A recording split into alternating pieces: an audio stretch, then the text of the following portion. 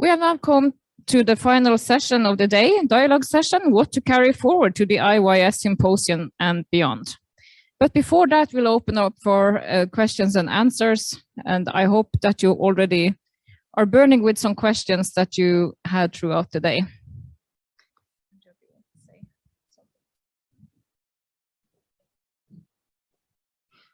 Sure. So principally, we are welcoming questions, comments, things that resonated from today.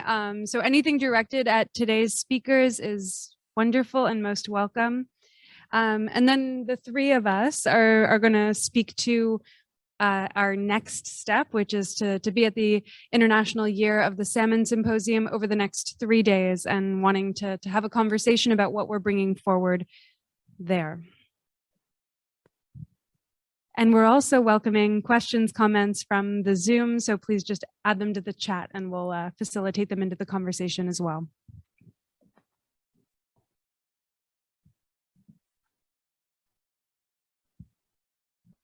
So if we first think about the session we had this morning, about key issues and knowledge gap in circumpolar salmon people research, we had the presentations by Steinar Pedersen and Tero Mustonen on the Etno and Natamo rivers. Thinking back to that session, is there anything that you would like to, that you thought about then that was important to raise and that you would like to comment on? I'm particularly looking at Steinar, but while Steinar is getting his question formulated, you can also start thinking about your own.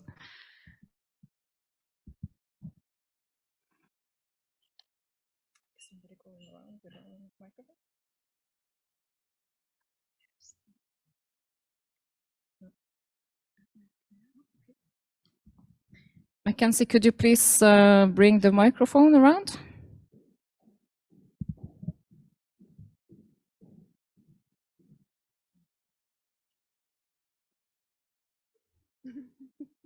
I think Camilla wills it to be.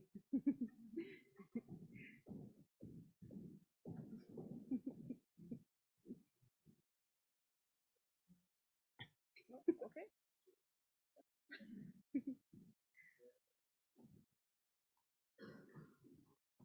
It's coming.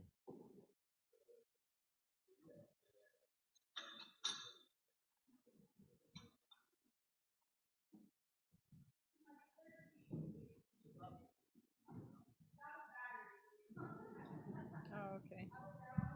Yeah.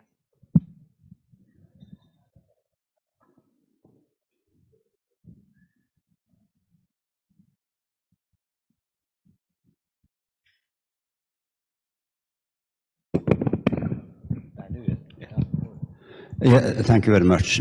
I would like to add a few more words to what I said in my presentation earlier this day.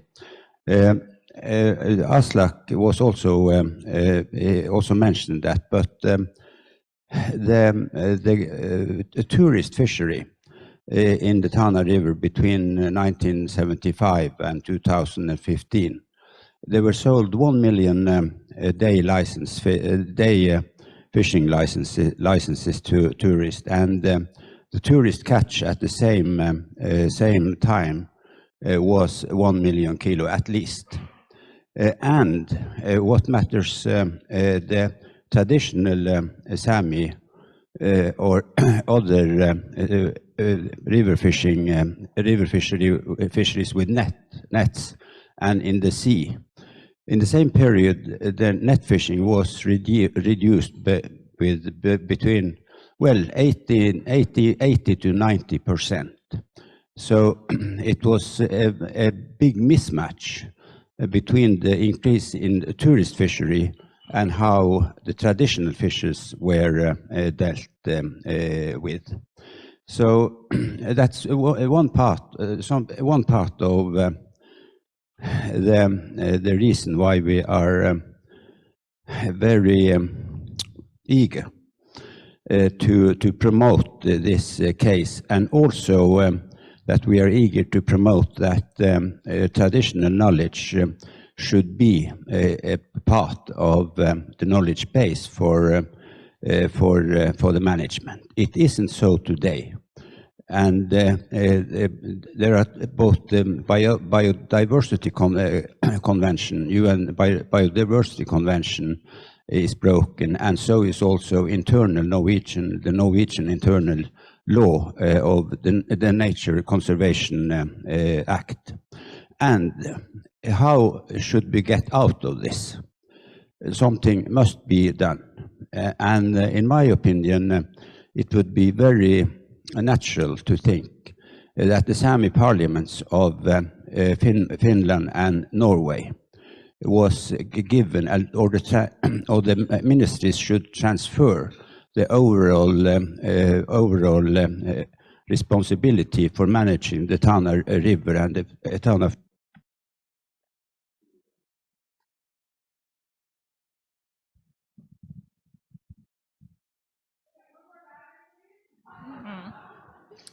Thank you, Steinar.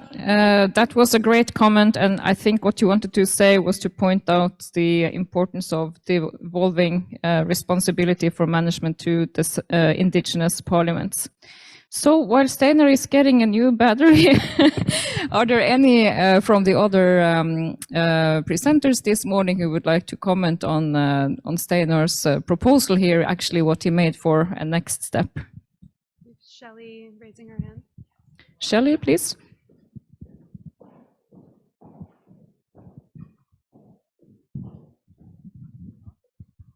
Okay.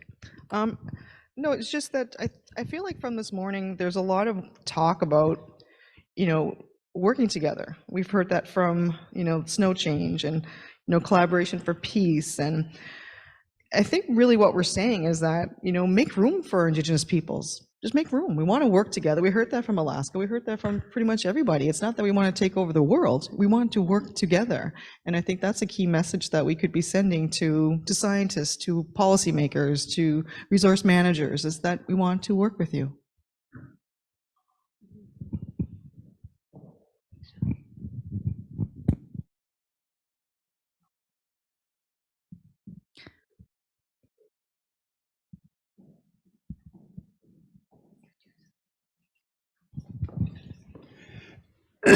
To atiaqtishil qaiksu taatapada utsuinik bish ihmisuk istaqshit nas وحتى قاتي واتلكتواننا وامتينو إيق يحمس بمواسع وتمسن وكتنا نيواق كويس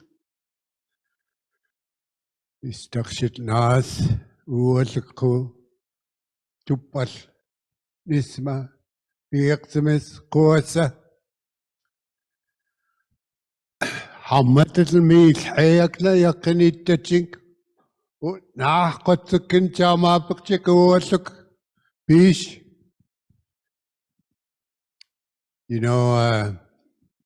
I quite appreciate the last 2.5 days, people coming from all over with the same interest in mind. The importance of salmon to our people,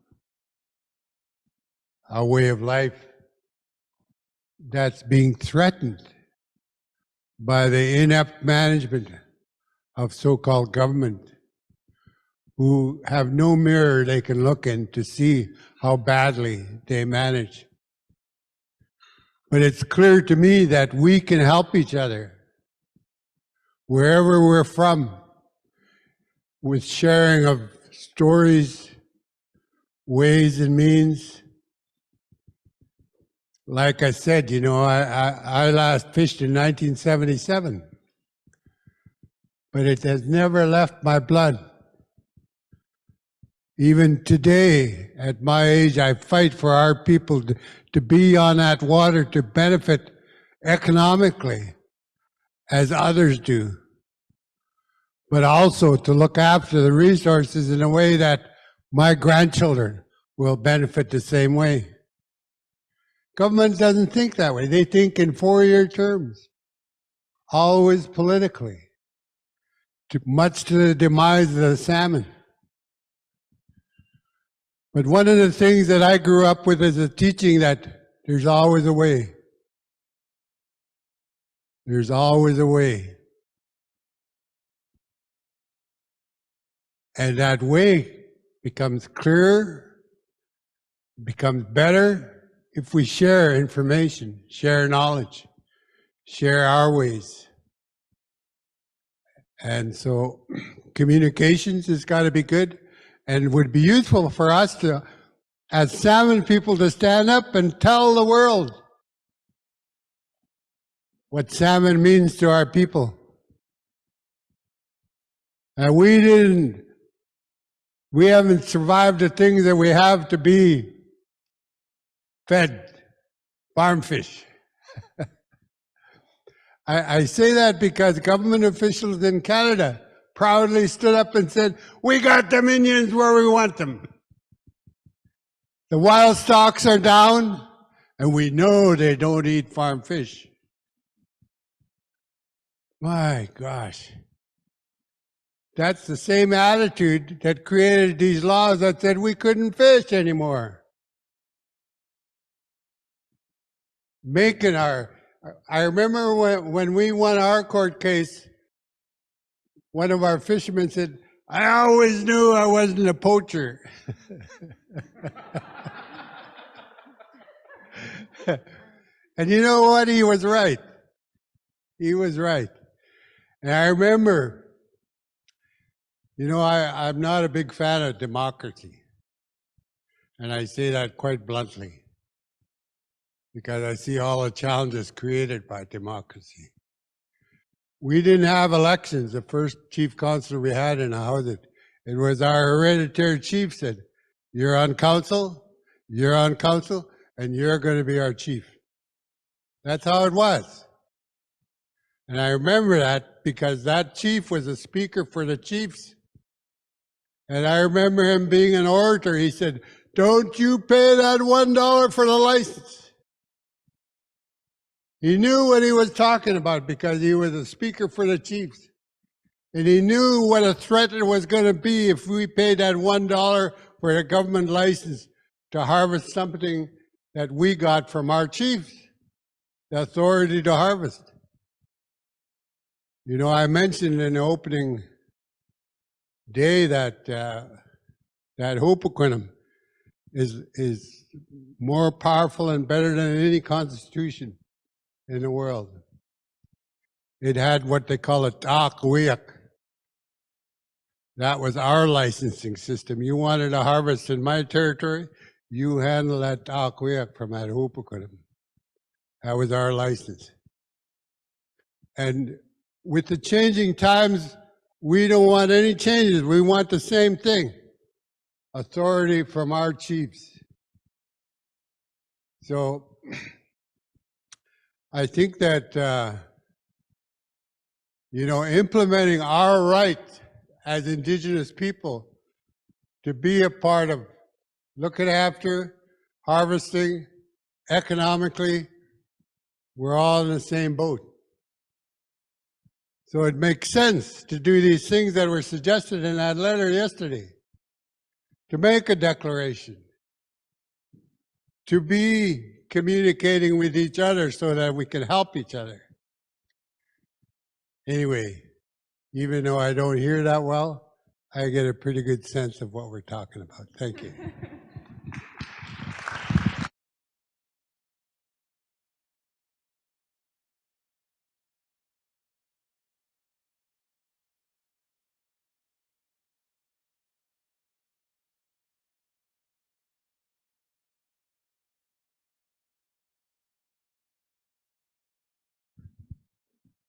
So over these days, there have been many people have been saying that it is important to saying these things out loud and to make these problems known. And I would just want to suggest as a next step, or one of the next steps, is to actually show off at the UN level. This year, they will have a Conference of the Parties on the Convention on Biological Diversity being held in Montreal, Canada. which I think is a good opportunity for Indigenous people from Canada to attend. And the way it works, it will be a large international UN conference where the parties will come. And this is the place to share your stories through side events, through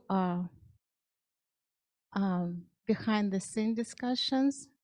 There will be science, policymakers, and Indigenous people as well from all over the world. And the way Indigenous peoples are attending this specific meeting is through the Indigenous Forum for Biodiversity. And if we as a gathering decide that we want this step to be done, we can start talking about it and preparing for the side event at this gathering. And I know that Sam is active in that.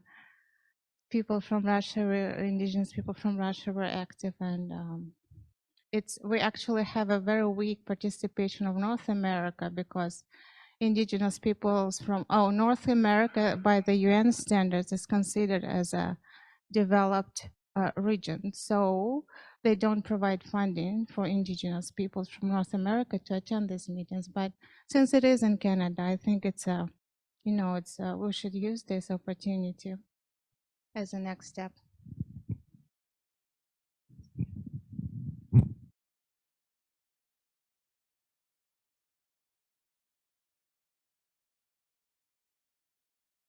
Pura päivi puhkaida.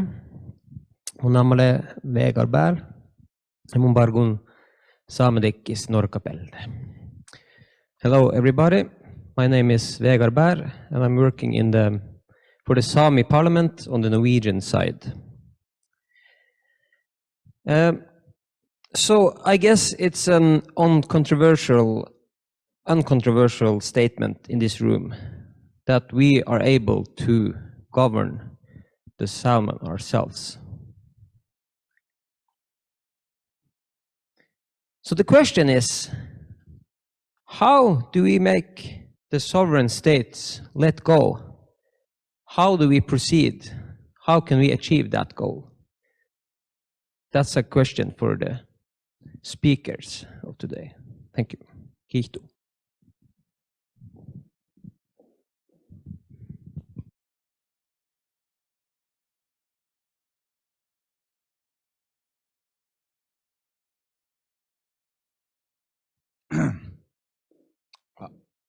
So there's been a lot of information and a lot of emotion that's been shared over the past few days. I really appreciate the artists that opened and the artists that shared earlier as well. Our artists are our communicators, and we should always be supporting them and inviting them to more events like this. And I'm not sure if that will happen at the event for the International Year of the Salmon this week. I hope there will be some cultural activities because that really does help to ground us. I was encouraged by my friend to say something I think that we talked about at the table talk yesterday. So I'm gonna collect myself here a little bit, right? Okay.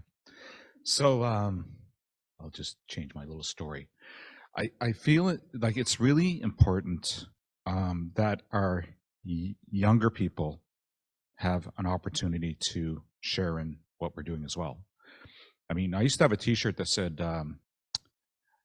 "Yesterday's youth, tomorrow's elders," and my partner at the time said, "Well, that's you, all right. Yesterday's youth." So,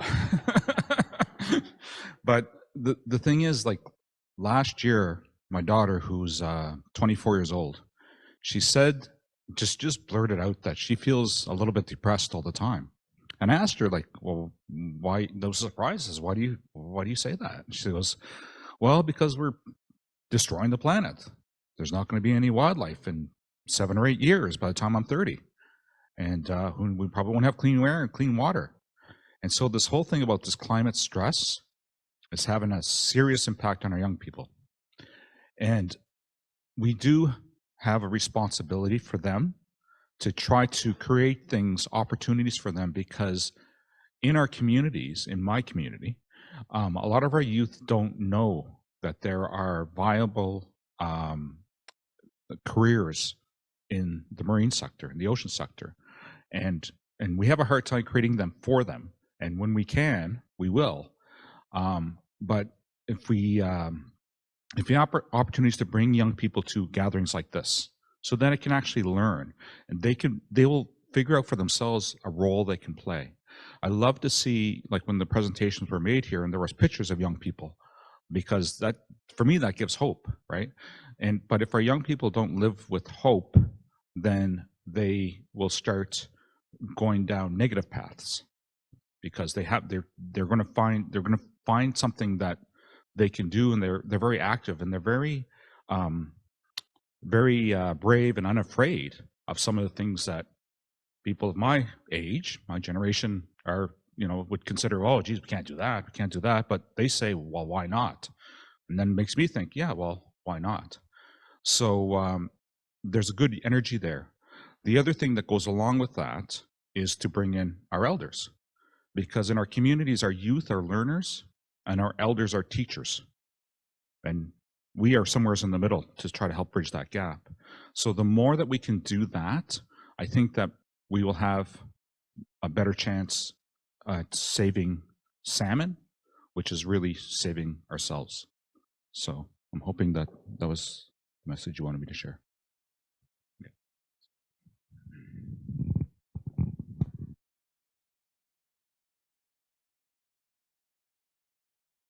And I will just grab from that speech and continue from youth. I want to first ask, how many PhD students are here in this room? Can you please raise your hand if you're a PhD student? Okay. Well, I have a challenge or a proposition. We are here, we could make maybe a collaborative paper of comparative study of each. I don't know, we would just need to find a perspective, but if we change context, and then we can find one scientific article, maybe, but that's a suggestion that I was thinking that we could do maybe after this conference. So you young scientists emerging, that's my idea.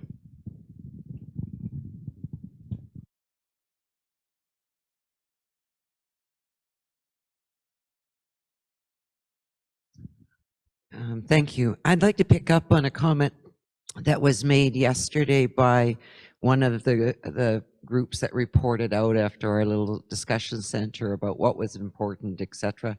And somebody says, we got to make salmon cool.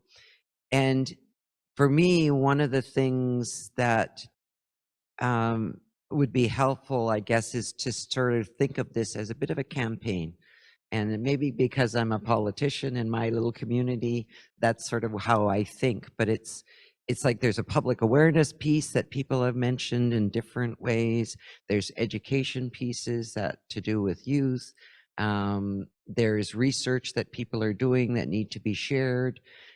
So there's different activities, if you will, that could be undertaken, and there are people with different expertise. But for me, it's that strategic piece about figuring out, well, how do we use the energy? How do we use the skills that are here? And I'm a very pragmatic person. I'm looking for short-term gains. Is there something I can do that will advance something in, say, in my community, even a step? While I'm thinking about what's 3 steps away, and when I'm thinking about what's 5 steps away. So it's not all or nothing, but how do you just keep building? And I was really struck by the comment around how do we make salmon cool? Because we know the power of, for instance, social media. We have seen amazing things happen in terms of raising awareness out of one person putting one thing on the, on some Twitter, whatever, one of those Snapchats, and all of a sudden, like literally hundreds of thousands of people are responding to this. Is it somewhat superficial at times? Yes. But some of the issues they weighed in on have been huge social justice issues.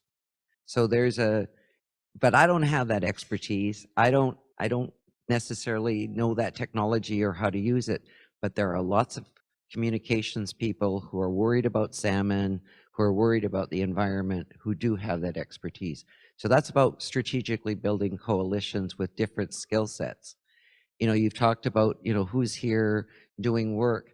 I've seen some really effective things happen where all it took was one law professor to convince 2 or 3 of his students to take, you know, help them shape an agenda for their dissertation. And all of a sudden, advancement in the dialogue. So I think there's lots of different ways that this could progress where we're just building on each other's work and energy and knowledge. And I think trying to think then of fundraising's been an issue. There's all sorts of really interesting approaches around fundraising that exist. Everybody's worried about being beholden to the funder. So I just, you know, I'm kind of a strategic person. I'm trying to figure out, well, okay, how does this get moved forward in pieces where everybody's not discouraged? Because it is really easy to go there.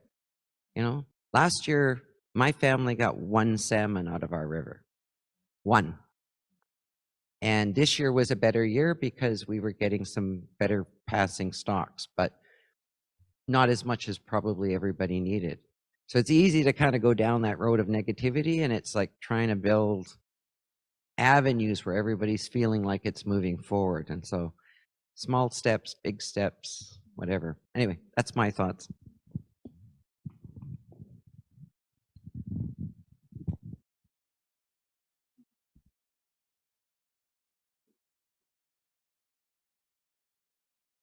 As far as how do we make them let go, that's a great question. So as part of this project, I've been learning about people who went to jail in order to try to make them let go, people who have sacrificed careers and legitimacy in their careers and all of these things in order to try to make them let go. But it's worked, right? It's like sometimes when those are the stories, those are the things that have made advances. Those are the things that have made a difference, because sooner or later justice comes around for those people. I'm thinking in particular of like David So Happy, who was Yakama Wanapum. He was a Wanapum tribal member, and he was sentenced to 5 years in prison for harvesting on the river. And people, his community came around, rallied, and you know, it seems like there has to be a shakeup. There has to be like a big problem in order for people to kind of take a look and go, you know, that's really not right, and that's not fair, and that's just wrong, and let's try to change it. So there's that. But then also speaking to the idea of things happening incrementally in order to, you know, help give hope and have there be like a bright side.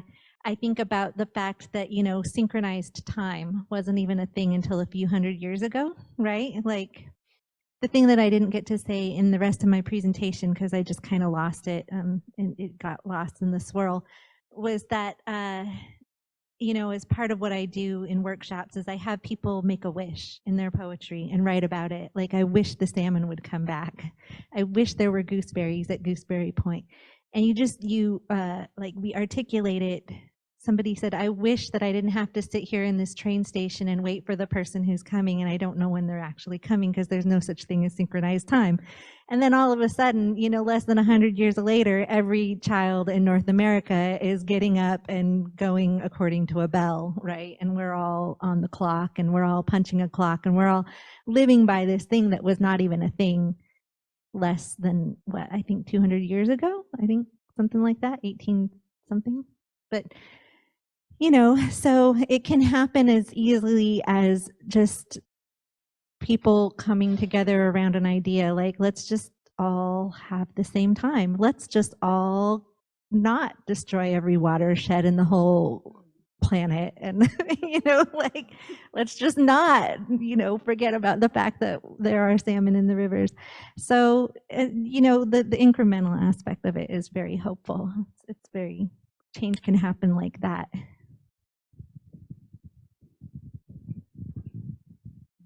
And I guess further to that point, when we're thinking about how do how can sovereign states let go? And then that's one of the questions that I've struggled with, and how do you make that change?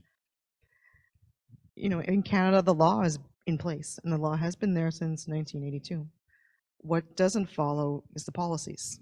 There's no policies that reflect that law in our Constitution.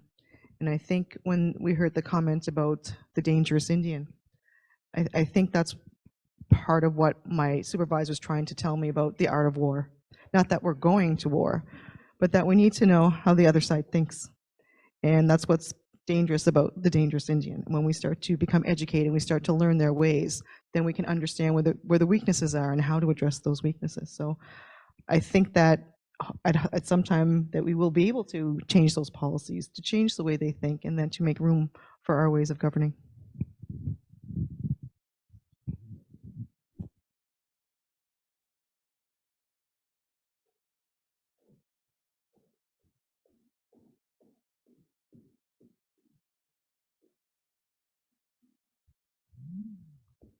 I wish I could have been here all week, but I feel like I was here all week.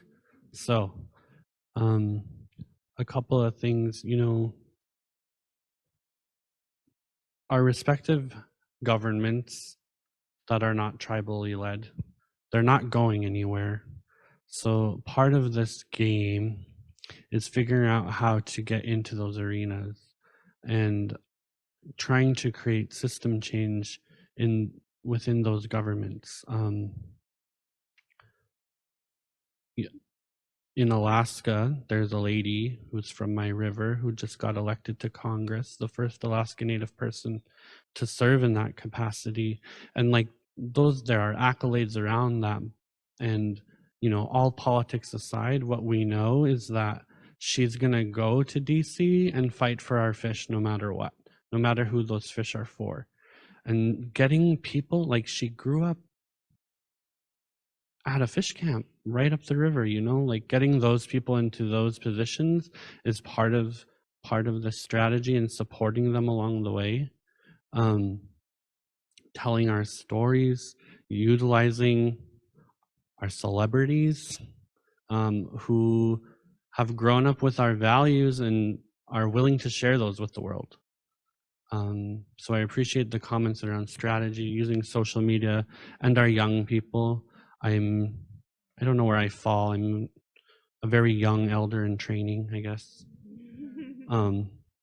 But you know, every year I see there's a new wave coming along, and how do we usher them along so they don't have to start at ground zero like a lot of us did and like my grandparents did.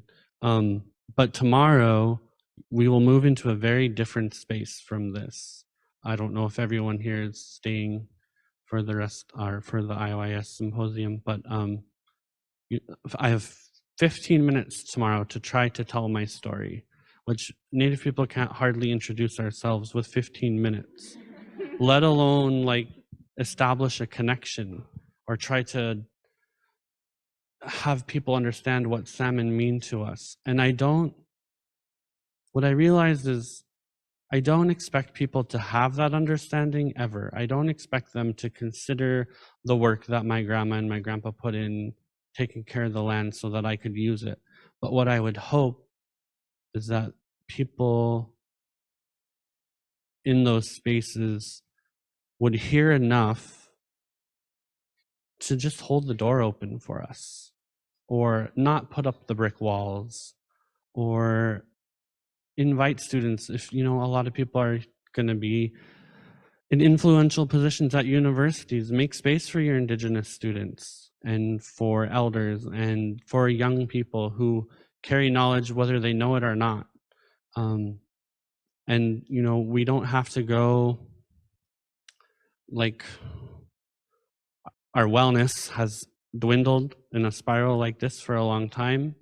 And to Western people's ideas, they think we're just going to jump right back to wellness. It's going to take a while. We have to climb back up that spiral. So celebrate the little wins, keep climbing. And in Yupik we say, "Doingunriduk," which means this is not the end.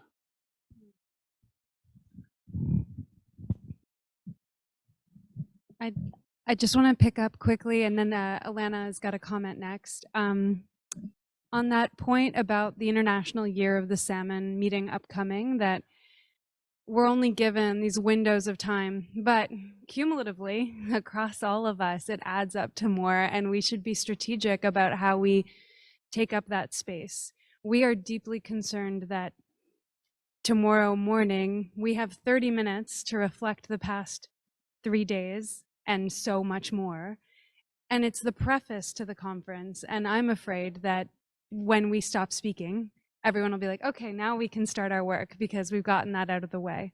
And so I want us to think about how we can all carry it throughout those meetings, because there is going to be that tendency where our voices don't get heard. And so, Jonathan, I'm just so happy you're going to be there, and everyone in this room that will be there. I think we have a good and wonderful job ahead of us there.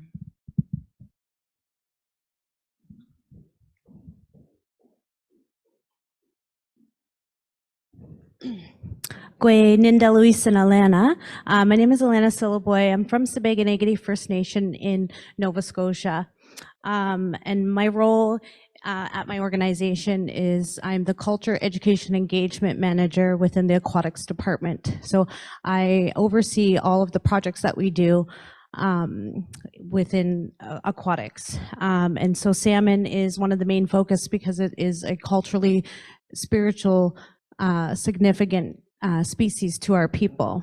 So I just wanted to take a moment and say thank you to all of the organizers for putting this on and letting our voices be heard.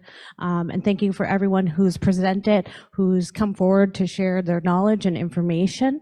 But I think that moving forward, there's lots of examples here of Etowaptamunk, so two-eyed seeing. I think that that's a crucial piece into reflecting on what Shelley said about working together. We want to work together. You know, we want to educate, but the education has to go in a circle. It has to go, you know, back into our communities. I'm a third generational survivor of residential school. My grandmother went, both of my parents went, and my preschool was a day school. So we lost all of that knowledge and our language. So we have to get that back into the communities. We sit here and say, well, we have rights as Indigenous people, but with those rights, we also have responsibilities, and we're missing that. So those are the teachings that we need to start doing, is when you have rights, you have responsibilities.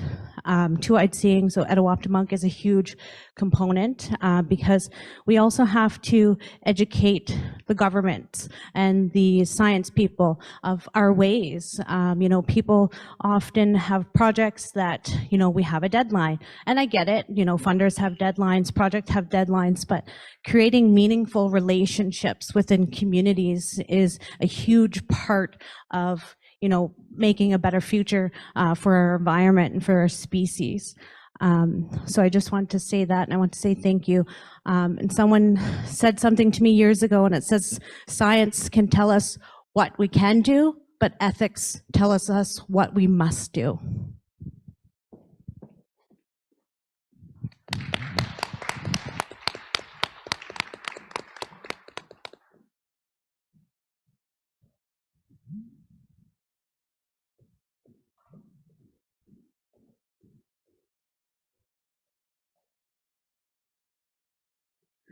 One of the things that I always find is missing from a lot of these is time that isn't on an agenda.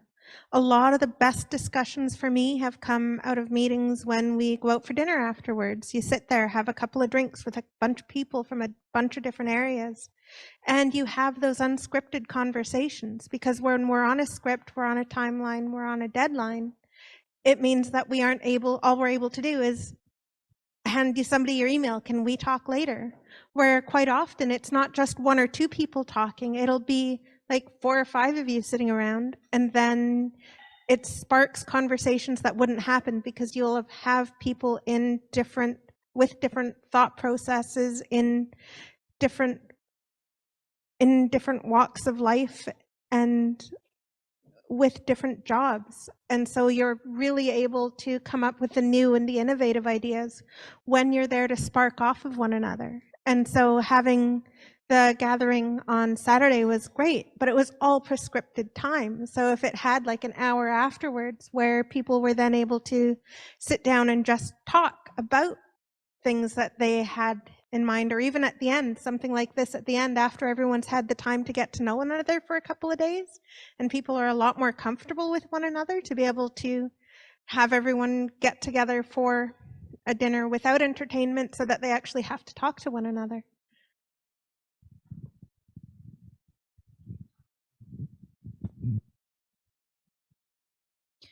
Okay, I see no more hands. I see Jeremy's hand. I think you should be the last hand. Oh, okay. So now I have some pressure of what's like. Well, when I spoke on Saturday, I talked about one of our tribal teachings is when the Creator was preparing to bring humans to the earth, he asked all of the animals and plants for gifts to help the humans survive, and the first to come forward was salmon. And at that same time, the Creator blessed water because it was the home for salmon. And so often we hear, the old adage of everyone's downstream. And I think that's kind of what brought us together today, is that salmon reverse that. Like, they bring what was downstream up back to the land. And that's what unifies us all sitting here today, is that unique aspect of salmon bringing the ocean deep, deep. In Idaho, the salmon that return to the Columbia River go over 1,000 miles up the river, of like bringing the ocean back here and feeding the land.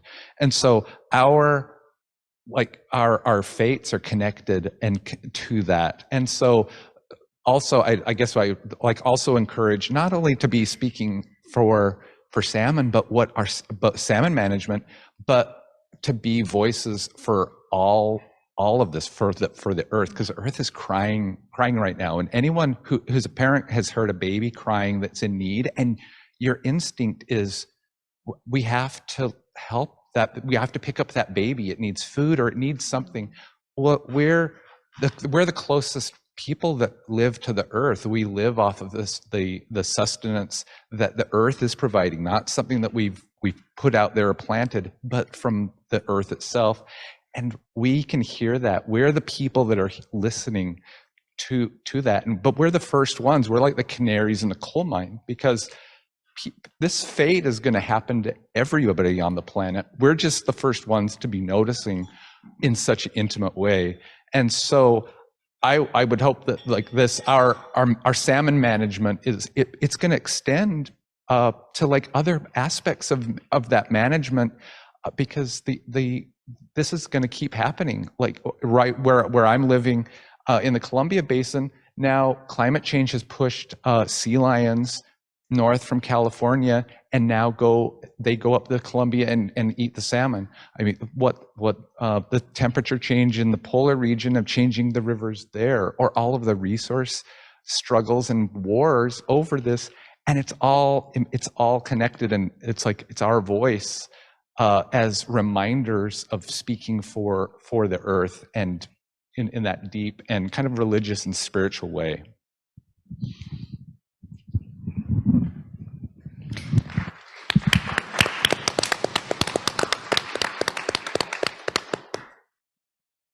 Thank you, Jeremy. That was a very nice wrap up. And as for me, what I'm hearing is that what is the power of a declaration? What would be the power of making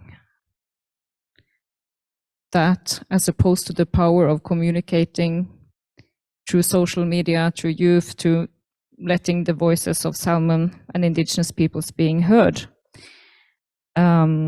Andrea, do you have other perspectives? What do you heard from what was commented upon now?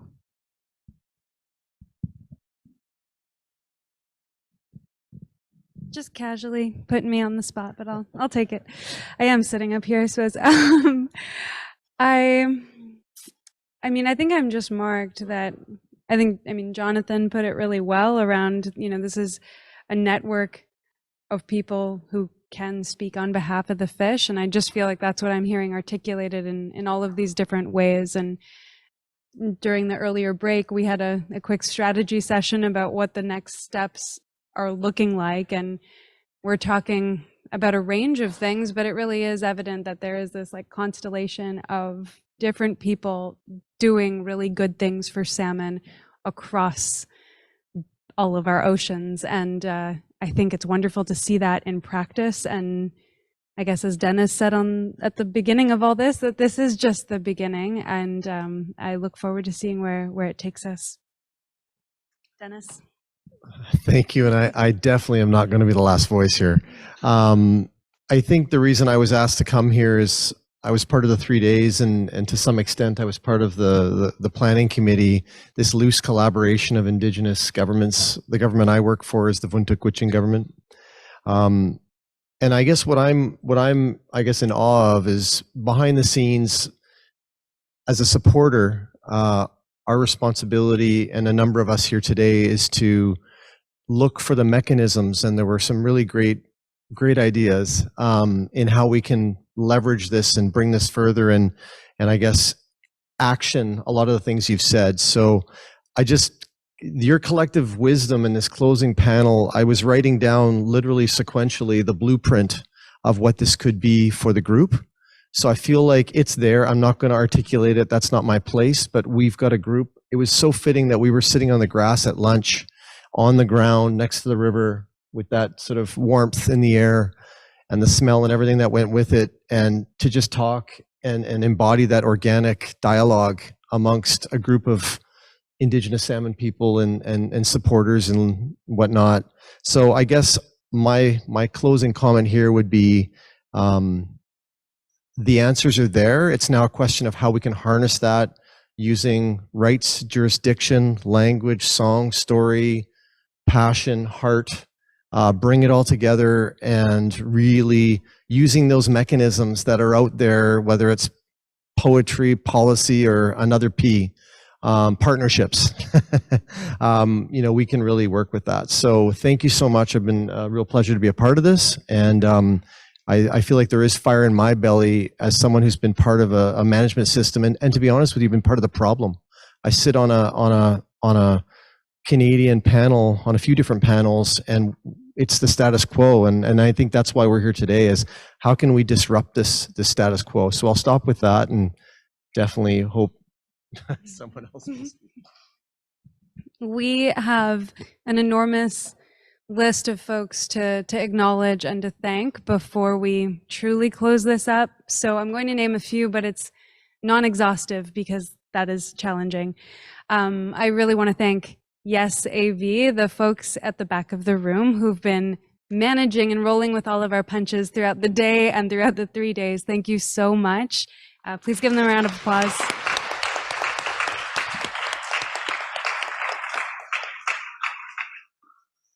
And as I look around the room, just knowing that we had Drawing Change and Sam present with us yesterday, that was really impactful. And I've loved looking around today and seeing kind of the evidence of that. And it brings me right back to those conversations. So I really look forward to the report that's going to be produced by our team of organizers and the event planning team who've been pulling together so much work. So to Drawing Change and the whole event team, thank you so much.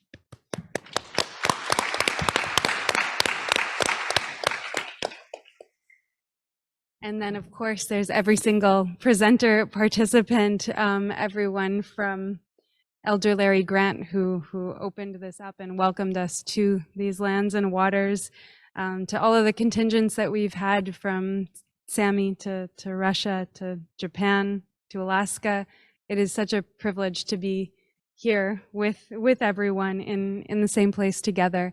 I can't possibly name everyone. We have a number of the organizations that have come together in this effort, the ones that we've seen many times on these slides that have been displayed. So just really wanting to thank everyone behind each of these groups that have made this possible. Camilla? Yeah, just to add to that list, I think you all remember that you had some very good food and lots of good salmon. And I would really, and I think we all would really like to thank the chefs and the catering service here. So we can clap for them.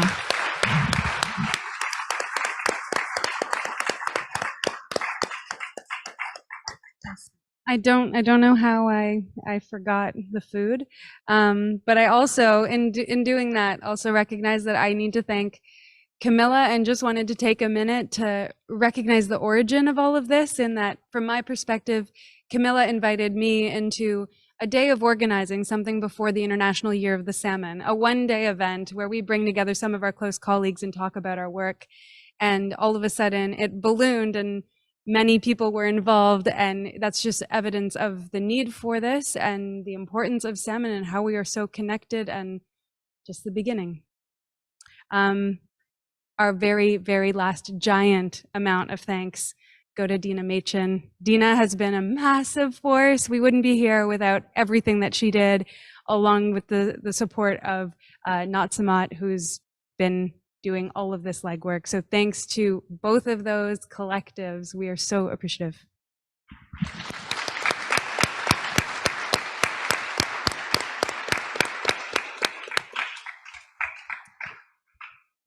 And for those of you on Zoom, if you have any questions, you can forward them to us or continue the discussion, and we will be sure to send out the report to everybody who participated on the Zoom link. And we just want to thank you for participating, and now you can finally log off if you have been following us the whole way. Andrea?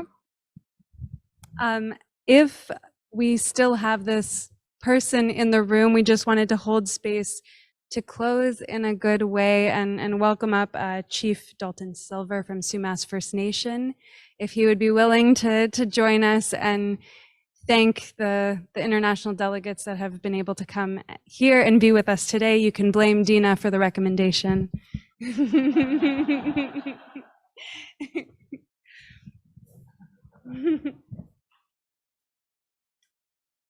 Please.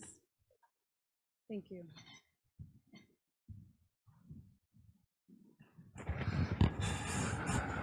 Let's say Haichka Siam and Sias Lam Hailtuch to Samath. I'm Chief Dalton Silver. Lam Hailtuch is the name passed me by my late grandfather. It's a Chilkoyak name from the Chilliwack Valley. I am Coast Salish, as my brothers and sisters here are relatives at Musqueam. And I want to thank Dina and everyone else, First Nation Fishery Council, for organizing this. It's an honor to be here standing before you. And I want to say on behalf of the Salish peoples that it's been an honor to have you in the territories to share. It's very, very close to the heart, everything that you've all been sharing. I was able to talk with some of the Sami contingent, the Indigenous peoples, and with Tatiana from Kamchatka. It's amazing the similarities we have and the struggles we go through. The salmon are our very identity. I shared with someone that in my territory, I'm from just upriver here. Our brother Hulikwiltil spoke of Sumas Lake, which was formerly in my front yard. It was our shopping center. It was taken from us. You see the similarities with other tribes right across North America and Indigenous peoples around the world happening now in South America and other places where the food source is being taken from them. Their identity is being taken. It's like the colonialists or the newcomers to our territories to be rid of us as a problem so they can access all the resources. And they call resources, and it's been said amongst some of our delegates here that, and Hulikwiltil presented it, that we look at everything as our relative. You hear some of our people after prayers and different things, they'll say, all my relations. And that's reflective of everything around us. And it's been expressed so well by all of you that we need to act in unison with everything around us. And that's how we survived thousands and thousands of years in our respective territories. We've never had a problem with the depletion of stocks before someone else came over and started governing over our lands. And it hasn't been really said here, but I really need to say that a lot of our people will say the unceded territory of the Musqueam Nation. And that's so true, literally, in that our people, in the most part, the majority of what's now British Columbia is unceded, and that we have no agreements whatsoever with any other form of government. And I wear another hat where we're working on land claims. I found an old piece of footage of Grand Chief Stephen Point speaking in 1975, where he talked about fishing rights being an integral part of who we are and can play an integral role in the pursuit of land claims in our territories. It reflects on how everything is connected. I want to acknowledge you all from coast to coast to coast and say it's a big honor. I hear Ken. I hear Mi'kmaq people here. I wish everyone well over there with the aftermath of the hurricanes. People are there recovering from a hurricane hit their coast, and they were still able to travel over here. And I want to say I do feel that the Musqueam people, the leadership, and others would be so happy with what went on here over the last few days. I was able to get here when people were sharing the cultural aspects of who they are. And it was so great to witness. And in the traditions of our people, we would call people to witness ceremony such as this. And when it's not done fully in the cultural aspects of our people, we would say, everyone bear witness to what happened here and bring it back to your people to let them know what went on here. I want to thank a new friend, Yanni, introduced me to another fella.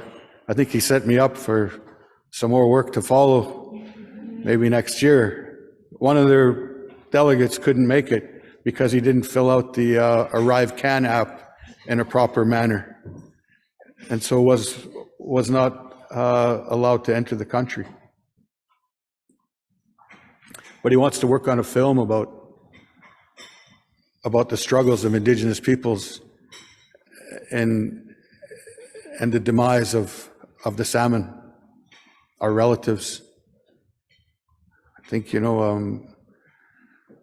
I've worked with a lot of you in the past. I'll let you know that I've been involved in the political field for around 30 years. So I must have started when I was like 12 or 13, I guess. But anyway, it was great to hear, too, our Lummi sister and what you shared. I'm glad you spoke of Kulshan, very dear to our Sumat people at Kilgard, BC. We have stories of Kulshan as well. He watches over us to make sure we look after everything in the way we can and the way we're supposed to. As leadership, we're obliged to look after everything around us and ensure that our people do as well. And that's part of who we are as Hualmuch Mustimuch, the people of these lands. I could go on about how connected we are to the lands, where we can say literally that the land is us and we are the land and everything else. I was talking with a fellow from Belgium. He was talking about mosquitoes biting the heck out of him certain places. I said, you know what? That's a part of who we are. You know what? The mosquitoes chew the heck out of us. They fill themselves with our blood. They'll go and the birds will eat them. They'll fly down low and the fish will eat them. Your blood flows through those fish, through those birds, through everything else around us. And there's a whole cycle like that that we need to get mainstream public to understand the depth of who we are as Indigenous people on our lands. And yeah, Ken, it was good to hear you again. I've had the pleasure of working with Ken at the national level, trying to get the Senate Standing Committee on Fisheries and Oceans at Ottawa.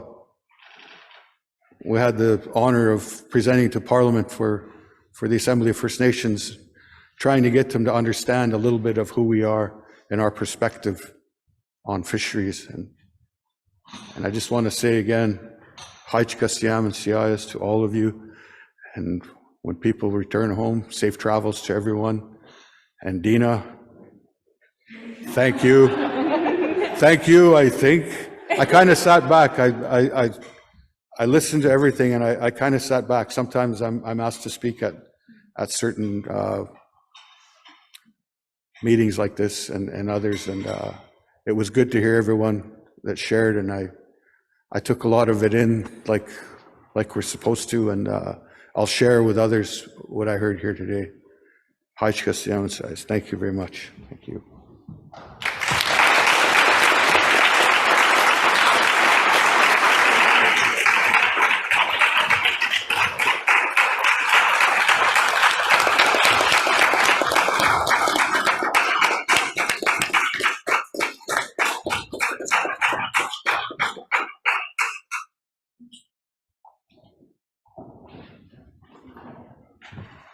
Gabil hit, that's it.